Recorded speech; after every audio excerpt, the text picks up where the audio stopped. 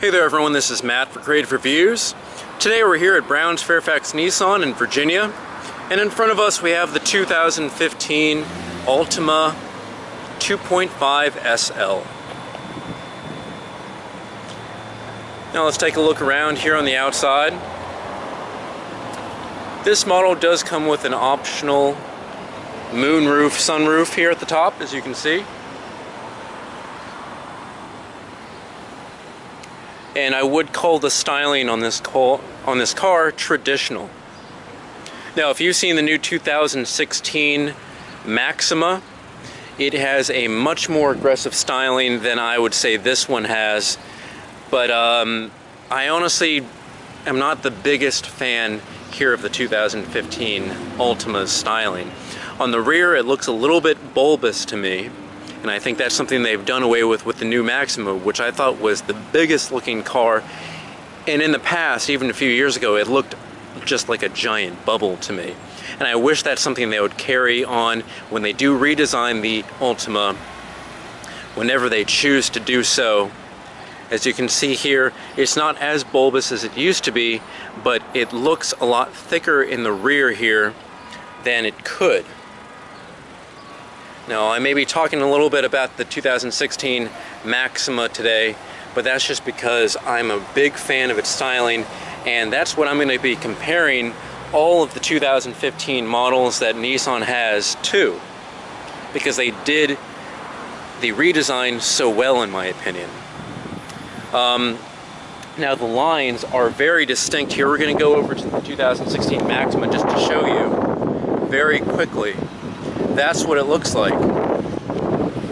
And here again is the 2015 Altima. It unfortunately is a little bit too rounded and too smooth for me. It's almost, and it's not anywhere near this, but if you remember the old Tauruses, very rounded cars, they lost all their lines altogether, but then of course, the new Taurus came out with much more defined lines. This one, it seems like it's sloping in and then kind of goes up and then down like that.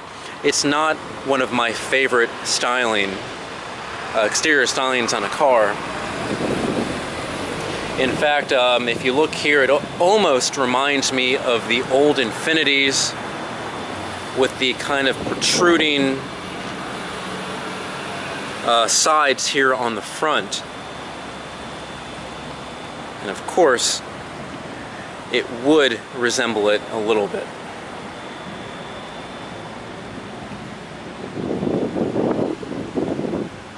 So let's take a look at the trunk space, because I'm sure that's all you guys care about.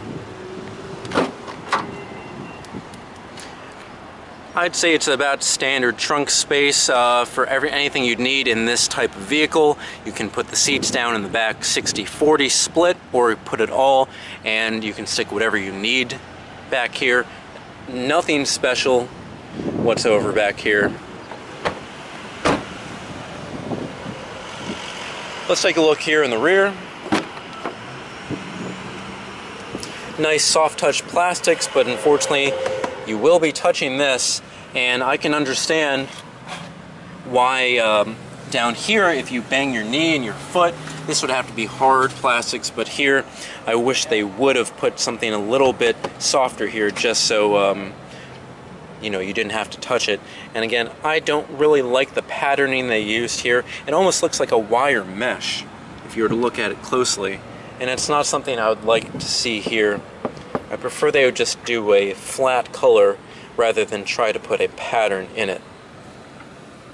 And as you can see here, you have little storage containers here, but they kind of protrude out and they are hard plastic again. Let's sit in the back here. And the first thing that I noticed is how soft this section is right here, and this section. Now, the front seats are said to be zero gravity seats, and that's something I really wanted to try out. And as I did sit up there, they did feel nice.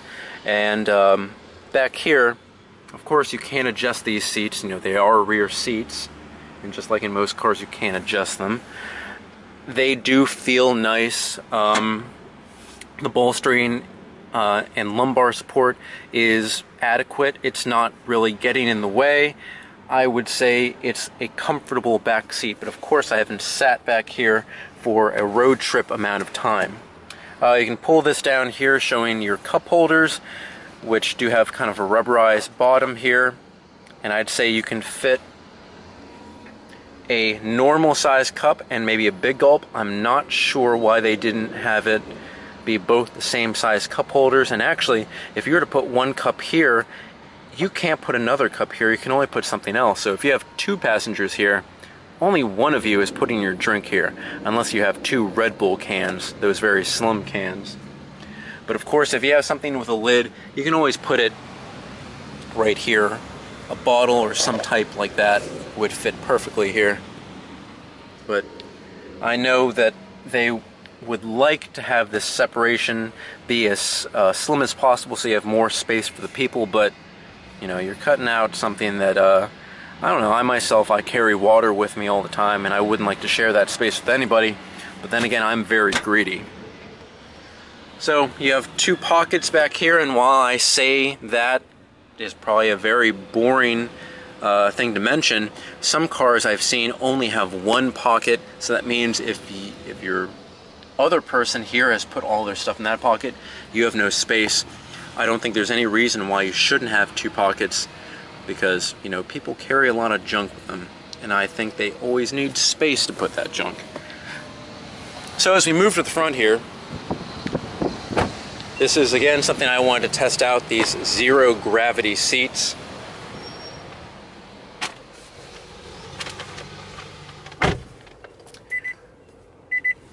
And I would say the lumbar support is, again, adequate but not intrusive. And I've sat, before filming, I tried to sit in these seats for maybe about 5 minutes. I didn't notice anything special about them. It didn't feel weightless as advertised, but they don't feel bad. I just don't feel weightless. The only reason I could say I feel weightless is if I were to put the lumbar support all the way up, which I'm doing so by pressing the button down here. When my lower back kind of hits that lumbar support, the upper back kind of is elevated from the rest of the chair, and maybe in that sense I'm not feeling anything. In that case, it could be weightless in some sense, but not really.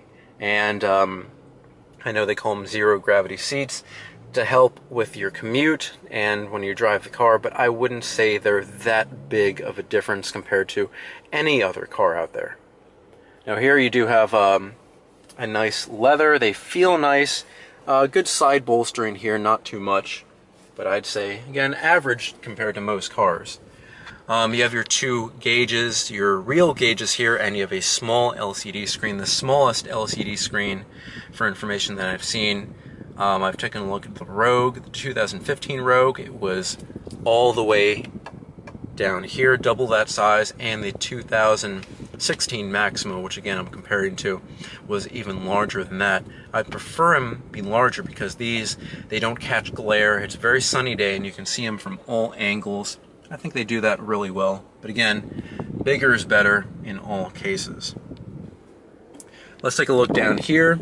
The key feature that I like to point out is this one has a heated steering wheel. That helps in the winter, but I think on a day like today in the summer, I'd prefer a cooled steering wheel. And much like the seats, they are also heated, not cooled, unfortunately. Let's take a look at the door as we did in the rear. We have that mesh thing, which I'm not a big fan of. We have soft material, but hard plastics where you actually put your hand. And as you can see here, hard plastics. Again, your knee is going to bang into it, and I understand why they have to be hard, but I just don't like touching them. It's not my... It's my pet peeve in cars, and I understand why they have it, but again, not a big fan. The sound system you have in here is Bose, and while I can't turn the music on because you don't have a license to it, it does sound good, but nothing special about it. And I do have Bose speakers personally, and those are my favorite speakers because they allow a lot of sound to come out of very small speakers and for their size. But I don't notice anything special here from the Bose brand.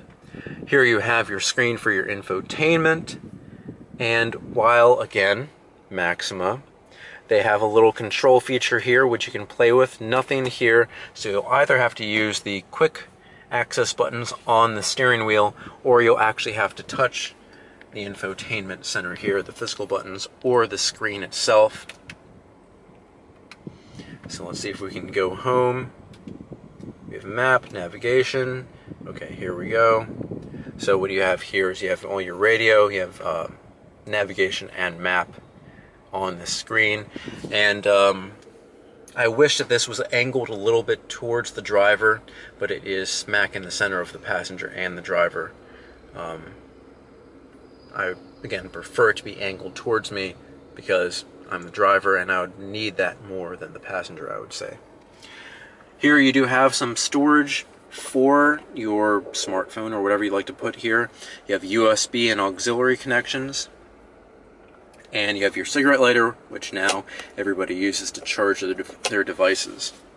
More of that fake mesh pattern on the plastic. I don't like it because it kind of shines in an odd way and catches light and shines back at me. Not a big fan. Another little storage place for your stuff. This one is actually probably too small for my phone. I have an iPhone 6 Plus. It wouldn't fit in there, so I'm not sure what I'd put there. Maybe trash or gum. And here is the armrest, nice and wide, nice and soft as well, and it has 2 storage compartments. It's very good for me because I'm very messy. Lever 1 opens the top where you can put, shallow things. Lever 2 opens everything up where you can put your deep and recessed things, and there's another cigarette lighter charger for charging your devices. This does have dual climate control, and it does have a sunroof, moonroof. It's not panoramic like some other cars and crossovers and SUVs are doing, but it is good enough for your front passengers, but not your back. But on a day like this, I'm closing it because it's very hot. So, I would call this car average in most senses, and especially with the exterior styling. It doesn't look bad, but it shares a lot from the old Infiniti style here on the front, as you can see, and I would like them to redesign it just like they have with the Maxima to reduce its overall footprint, because the new Maxima, again, I always talk about this, it reads a lot smaller than it used to. I would like to see this redesign. Alright, so this has been Matt for Creative Reviews. We've been here at Brown's Nissan here in Fairfax, Virginia, and if you do need any help, you can always contact Joseph Simek and call their main number here at 703-591-8009, and you can talk to anybody here. Thank you, Brown's Fairfax Nissan, for letting us film and letting us take a look at the 2015 Altima 2.5 SL. Find us on Facebook, Twitter, Instagram, and Blogger. Let us know what you like, and I'll see you guys next time.